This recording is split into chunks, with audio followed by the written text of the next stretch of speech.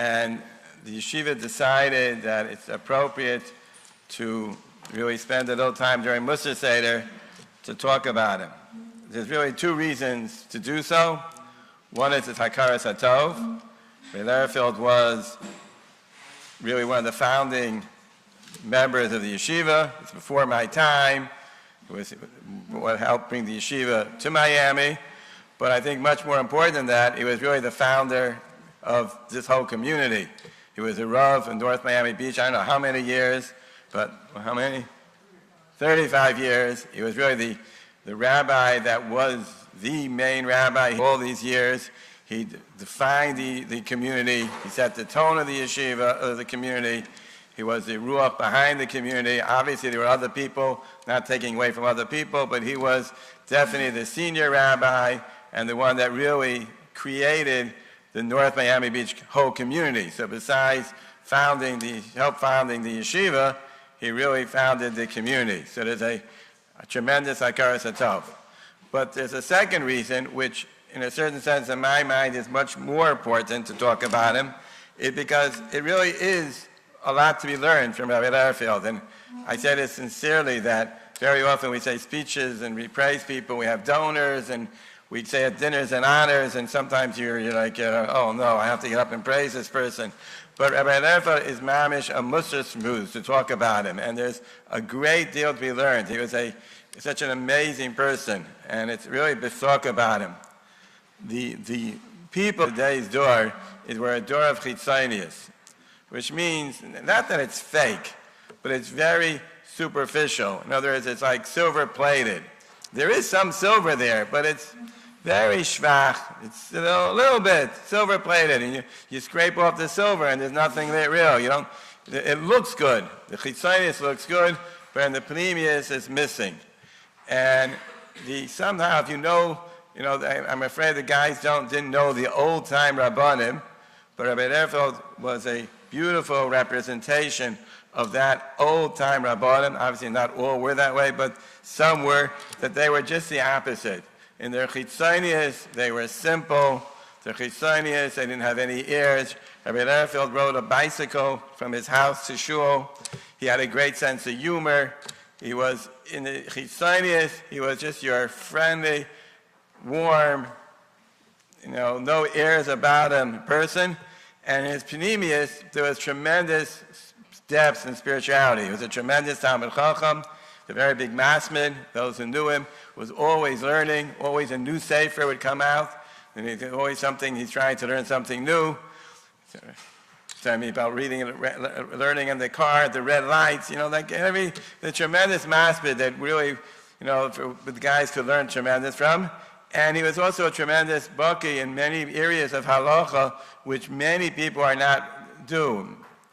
I know most Rabbanim will keep away from Geiris, and they keep away from Gershon, because those are such complicated halachas and also tremendous achrayas. And that was his specialty. People literally from around the world came to him for those areas. He was a mumche gadol in Gershon. People don't know, the guys don't know, but Gershon is very, very complicated halachas. You have to know the proper spelling of names and diktuk, and it gets in America with all these English names and how you spell them, and it gets quite complicated with many things which I myself do not know. He was one of the world's experts, literally one of the world's experts in that area, and also in Geiris. He was one of the few Rabbanim that was accepted universally by Israel, and Geiris was accepted. And so mitzad echad, he put on an aura of being simple, normal, just a plain person with a wonderful smile and sense of humor. And in his pneumius, he was a tremendous Talmid Chacham, tremendous masmid, tremendous oisek b'tzorchei tzibur, and really a real Oved Hashem. And therefore, I think it's appropriate. I want to ask his son, who is probably one of our biggest masmidim in the yeshiva also, sits here as you know, I learned with him Chavrusa Thursday night, but he's mamish. It's amazing, his hasmada too, which I'm sure he got from his father, and it's about speak about his father. Rabbi Luban.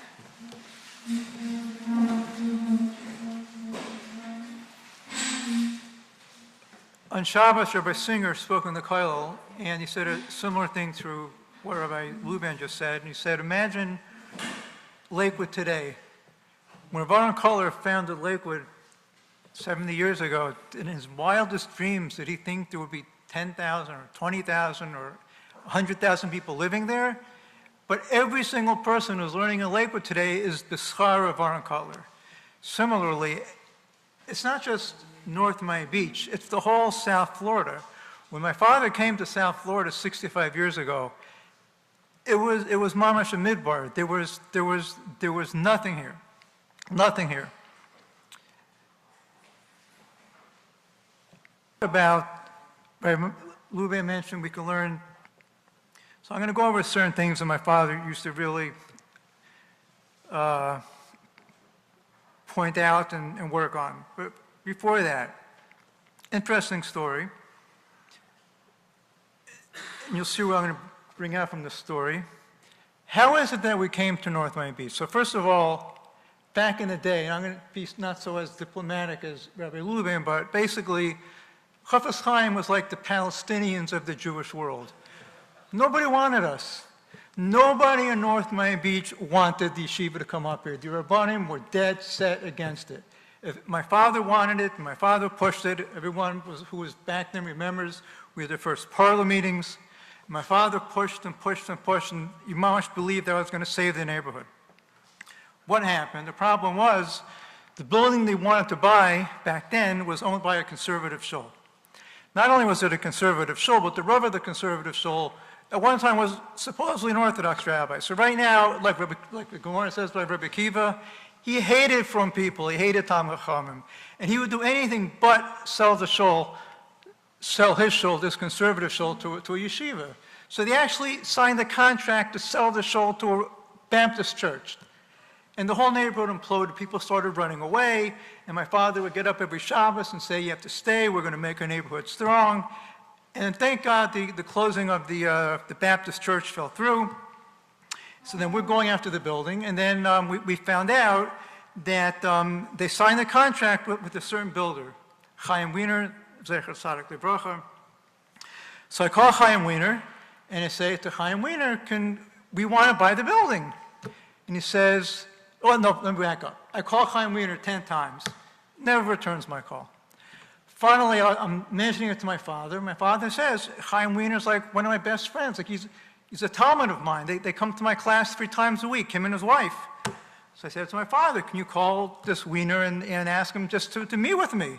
So I call, so my father sets up the meeting. I see Mr. Wiener, and Chaim Wiener says to me, you know, I would do anything for your father, anything in the world. The only problem is, I just signed the contract to build a Staples on that property. Now, Staples is owned by Kmart. They say a joke. There's 3 words that a Jewish girl will never hear. Attention Kmart shoppers. See, right over their head. There used to be a store called Kmart. It was like Walmart was. So Chaim Wiener says to me, I would do anything for your father. The problem is I just signed the contract to build a brand new Staples for Walmart. Walmart's my biggest customer. I can't bottle a contract with Walmart. This was on a Thursday night. So I said to Chaim, I said, I understand, but if something falls through with Walmart, on a slight chance, you know, keep us in mind. This is on a Thursday night. Monday mornings, if you ever get the Wall Street Journal, they usually have headlines that are about this big. Once in a while, if there's like a World War III, they'll have big headlines. If Jews are getting killed, they have like really little headlines. But you open the paper Monday morning, headlines like this, Kmart declares bankruptcy. So basically, the yeshiva put Kmart into bankruptcy. So that's how Hashem runs the world. So I called up Chaim and I said, Chaim, do you see the Wall Street Journal today? I said, yeah. I said, so are you still building the building for Kmart? He says, well, I have a chance, I have an opportunity now for the next 2 weeks, I could be mabatel the contract. I said, Chaim, we're getting it done tonight. We went down to Alan Jacobs' house. We did a contract in 2 hours. And the conservative shul never even knew that we did it because they would not have gone through with the deal. He had to do it, and then we did the flip, and it was a whole complicated thing. What's my point, though? The only reason my father was able to get through to Chaim Wiener was for two reasons. Number one, he was a master educator. Nobody would speak like my father, would give classes, would give drushes. He was a master educator. Besides being a master educator, he was a master communicator. He got along with people. Now, people always say to me, they assume it just came naturally. He was born that way. He was born as a great speaker. And like Rabbi Winter can tell you, is anybody born a great basketball player? No, you're born, but you have the talents, right? The idea is to figure out what your talents are, what your God-given talents are, and work on them. So, my father started out in a shul back in South Beach, and before he came, it was a conservative shul. So he only became the Rabbi of the shul on the condition that they would take down the mechitza and take down the microphone. But the people complained, if you take down the microphone, so you have a microphone here, it was wonderful. Without the microphone, people in the back wouldn't be hearing me. So the people complained to my father, and by the way, this shul in South Beach, every Shabbos there were 1,000 people. It was a massive shul, like the size of this building. By the way, we're sitting in this beautiful base medrash now, it's only because of my father. It was my father's idea to, A, to come here, and B, then to renovate it, just for the record. I lost my train of thought. What was I talking about?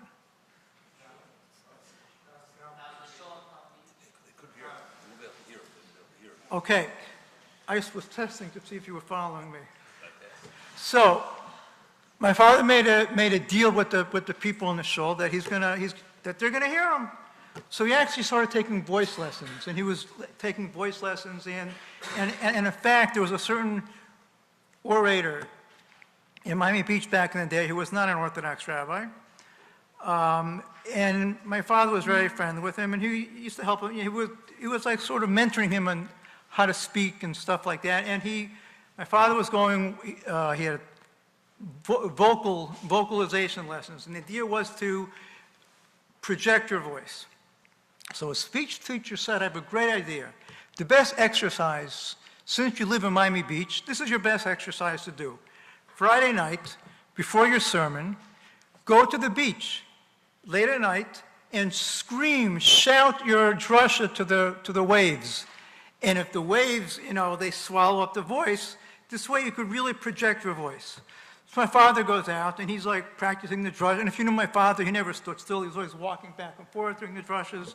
So he's walking back and forth and he's screaming at the waves. Then he gets a tap on the shoulder. It was a policeman. He says, excuse me, sir, like, are you drunk? Are you crazy? Are you high? Like, who are you yelling at? No. I'm a rabbi. I have a synagogue. Do you have any ID? He says, no, it's Friday night. I can't carry. Nothing doing. They put the handcuffs on. They took him to the jail. Baruch Hashem, as my father says, the chief, the head of the police, the chief, whatever they call him, chief sheriff, was one of my father's alumni, which means my father had recently given him a get.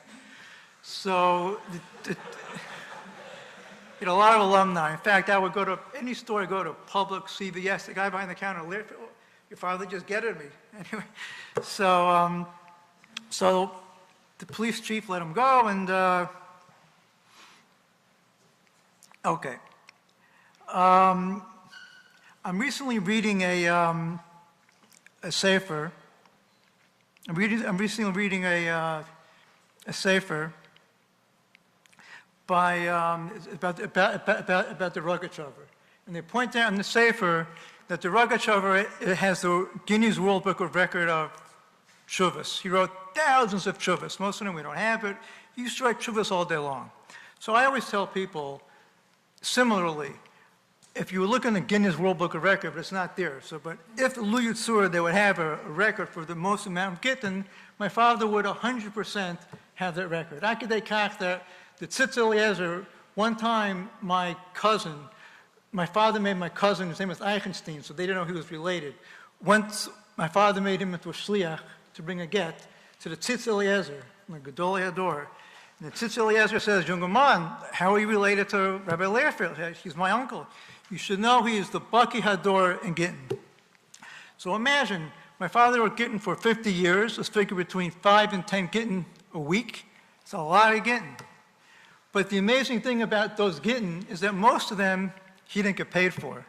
Not only that, just last night, we started learning a new sugi here in Yeshiva, Rema Bar Chashu, where it talks about a guy said something and he was mevatel the get, and this happened, and I told my chavrusa, this happened so many times to my father. He'd be writing a get, and when they get to the last line, the husband says, oh, I really don't want to do this, or they're forcing me, and my father would go crazy.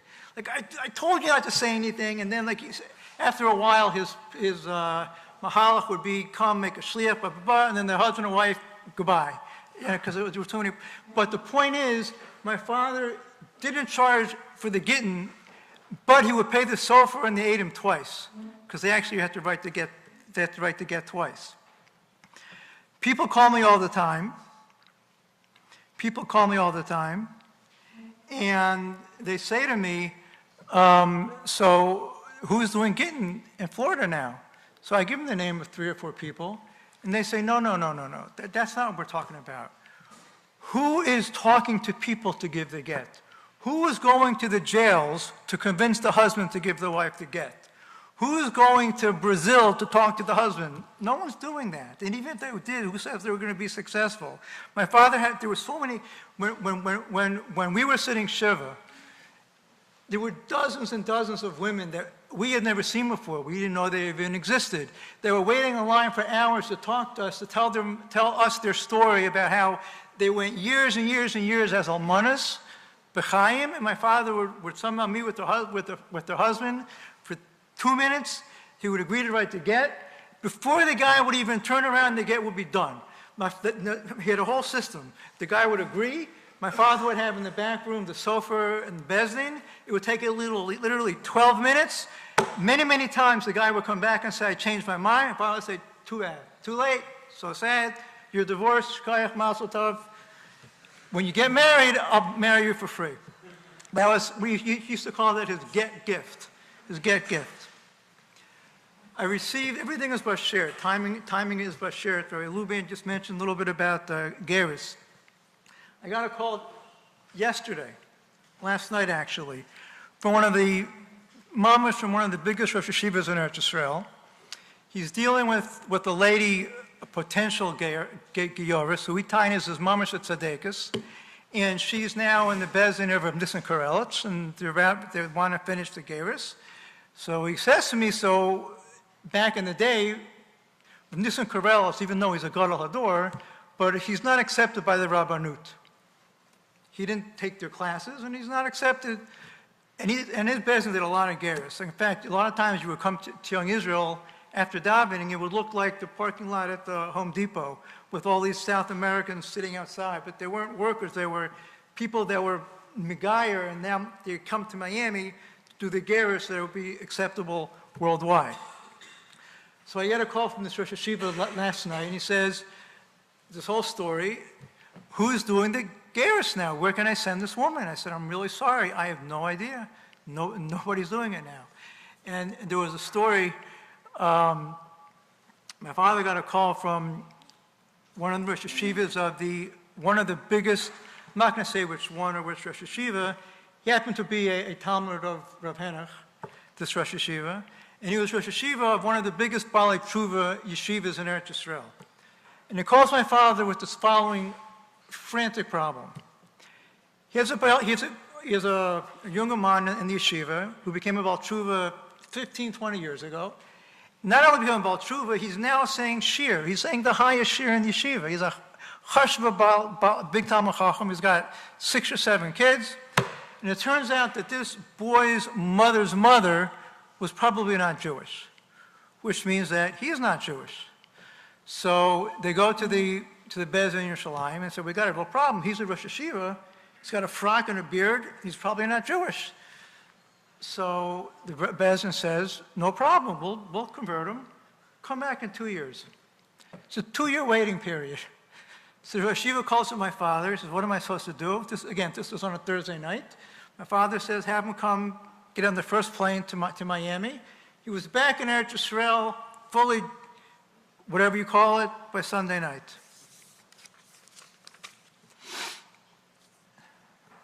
My father used to always say, the pasuk, lo soguru mipnei ish.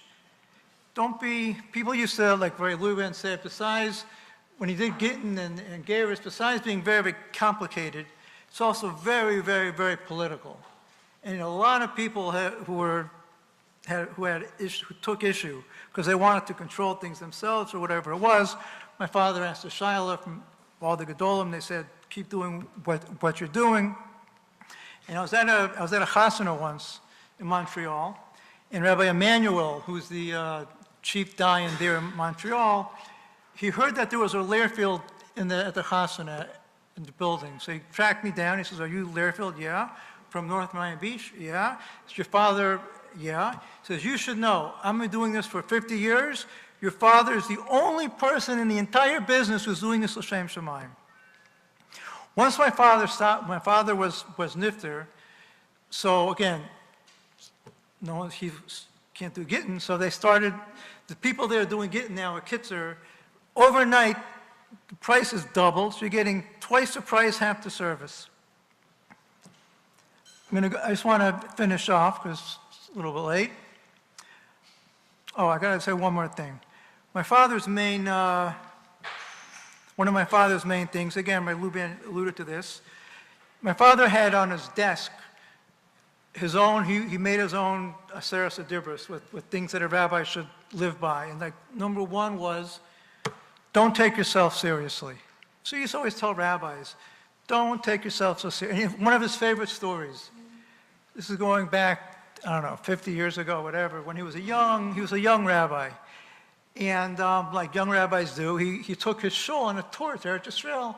You know, they go to all the graves and they plant trees, the J&F, whatever. So they're at a restaurant, and you know, you have Israeli waiters, you know, and instead of like giving you the fork, you know, like they throw it at you, and you know, and somebody's telling me to stop. So they're in this restaurant, and the Israeli waiter is being an Israeli waiter. So the president of my father's shul says to the waiter, excuse me, this is my rabbi. So the waiter says, Ma pakach, gam ani yachol liot rav. Anybody could be a rabbi. What's the big deal? I speak Hebrew, he speaks Hebrew. My father loved that story because it was so true, he said.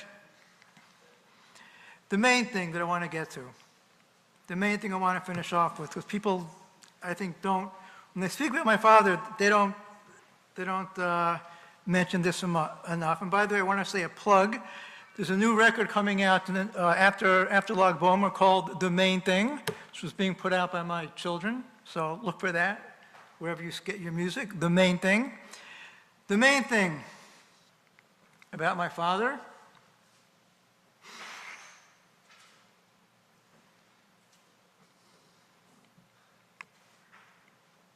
my uncle used to always tell me, my uncle Yeshua, that if anybody would see Rav Aaron Kotler this month, then you would see him again in a month from now, he wasn't the same Rav Aaron Kotler, because he was always growing.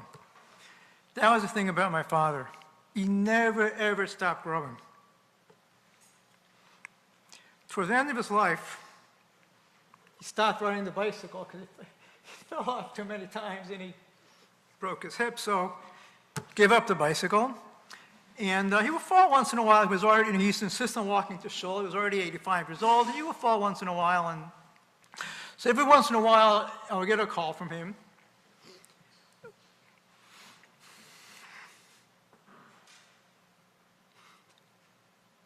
And there'd be a certain tone in his voice. Pick up the phone, he would say, Moshe. I said, oh no, he fell again. I'm coming over. So he says, no, I didn't fall. I said, so, oh, he called me, it was 11:30 at night. That's why I was nervous, 11:30 at night. Calls me up, says, Moshe, oh no. Says, this Tosfos is killing me. I forgot which Masechta it was, but he says, I got a kasha and a Tosfos, and my father knows I have all the cheats for him. Rabbi Lubin hates when I use cheats for him, and they're always wrong. I've never shown him a marker once that was right, but that's besides the point. But so my father says, bring over all your svarim. This Tosfos is killing me. So Baruch Hashem, I brought over a stack of svarim, And it happened to be the Meiri asked the Kasha. Even, it was simple. The Meiri asked the Kasha, and everything was good. But that was his point.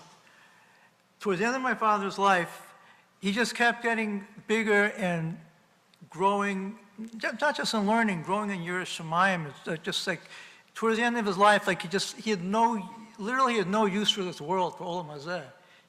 He said like, my Gan Eden is just sitting back and learning all day and preparing.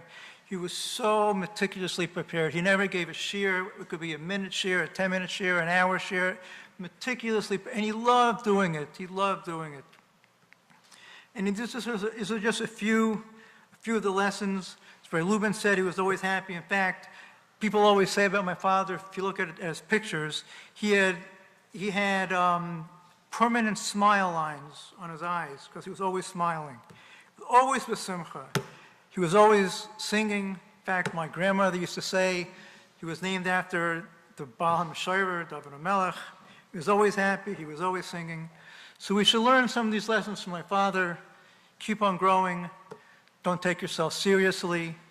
Figure out what your talents are in the world and work on them. And then ultimately just thank Hashem that you have those talents and you have this wonderful place to grow in learning. Thank you.